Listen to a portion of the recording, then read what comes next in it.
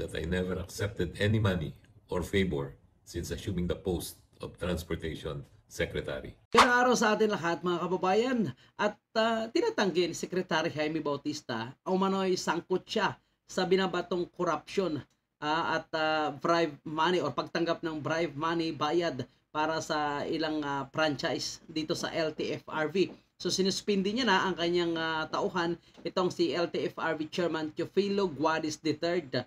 Ngunit ayon sa kanya ay handa niya umanong kasuhan. Ako, si Balbuena, ito ngayong nagkandak ng press con para nga ibunyag itong dating empleyado ng LTFRB ang umano'y nangyaring bayaran sa pag-apply ng franchise dito sa opisina ng LTFRB. At may sinabi pa siyang may 2 congressman, sangkot ang taga Malacanang. So nagrecant na yan. So patungkol sa kanyang pagrecant, mamaya ay posisihin po natin yan mga kababayan natin. I am saddened by the baseless allegations being thrown at me that I am involved in corruption. Please allow me to categorically say that I never accepted any money or favor since assuming the post of Transportation Secretary. When I took the helm of Department of Transportation, I vowed to serve the country and the Filipino people with integrity, which to me is more precious than any material wealth. I intend to strongly defend the truth and my name. So I plan to file the appropriate formal complaint to whoever has been maligning me. While these allegations may have distracted us from our work, I vehemently deny involvement in any corruption or inappropriate acts. Yung mga ganyang akusasyon ay hindi ko papalagpasin at kami po ay pag-aaralan namin lahat ng mga nagsasabi ng walang katotohanan ay pwede po namin mag-file ng mga charges sa kanila. Kung mag-file ng kaso against him, no? Dahil napakagrabe ng kanyang accusation, walang...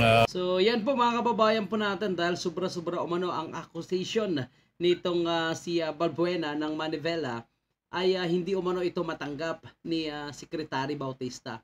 So ngayon ay pinapaimbestigahan niya na ito. So lalong-lalong madidiin nga itong si Balbuena dahil ang kanyang sinasabing umano'y kanilang witness na nagsasabi na umano'y mas malupit ang corruption mga kababayan po natin dito sa LTFRB, isang tauhan ng LTFRB o dating tauhan, ay nag-recant nga ito mga kababayan po natin at binawi ang kanyang unang allegation. So yan ang problema ngayon. Dahil alam mo naman, pag kinalaban mo yung gobyerno, kinalaban mo yung nakaupo sa pwesto, at ikaw ay isang ordinaryong mamamayan lamang, abay may paglalagyan ka talaga.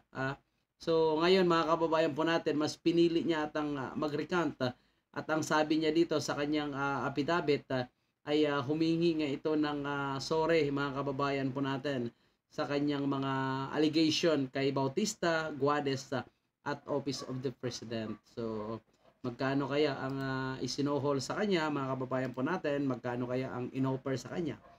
So posibleng nangyari yan at lalong-lalo na ay sangkot ang Office of the President, 2 congressman, Secretary Bautista, chairman ng LTFRB.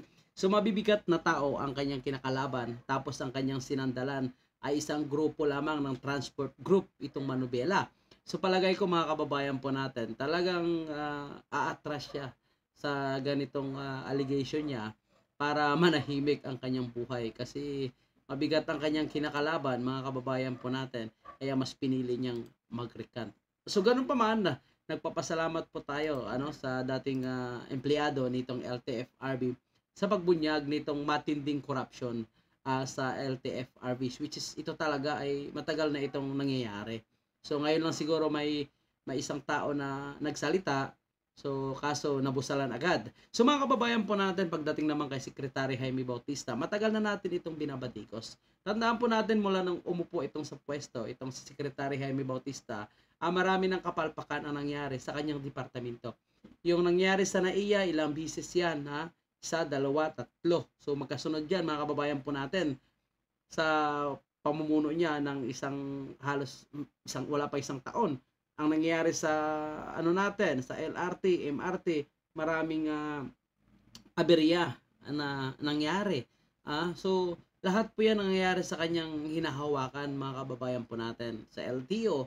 So napalagay ko ay tama lang talaga ang panawagan ng taong bayan na dapat siya mag-resign o palitan na ito ni Pangulong Marcos. Pero walang aksyon na nangyayari at patuloy pa rin itong nakaupo bilang sekretary ng Department of Transportation. Tandaan po natin ang mga sira-sirang pasilidad po natin sa ating paliparan. Alam mo naman na yan ang unang pintuan na papasok sa ating bansa. So hindi niya nami-maintain, mga kababayan po natin, hindi naayos. So diyan pa lang talagang talamak ang masasabi nating pagbubulsa ng pera ng taong bayan. So ngayon, ang problema dahil ang kalaban mo ay sekretary, siyempre at Office of the President, may congressman pa siyang dinadawit. So ngayon, mga kababayan po natin, ang maiipit dito, ang nakikita ko ay si Balbuena. So itong pinuno ng grupong Manubela dahil kakasuhan siya umano sa kanyang allegation, lalo na nag-recant na itong empleyado ng LTFRB. Palagay niyo po, mga kababayan po natin, tama lang kaya na nag-recant o binawi nitong dating opisyal ng LTFRB dahil totoong wala naman talaga ang aligasyon at nautusan lang ito o posibleng nabusalan na nga itong opisyal, dating empleyado ng LTFRB para manahimik. Ano po ang inyong komento? Bilang isang Pilipino at taxpayer, mga kababayan po natin, palagay nyo hindi kaya sangkot talaga itong LTFRB o hindi sangkot si Secretary Jaime Bautista o hindi nga ba dawit ang Office of the President sa korupsyon na nangyayari sa LTFRB? Comment nyo na po ang inyong opinion.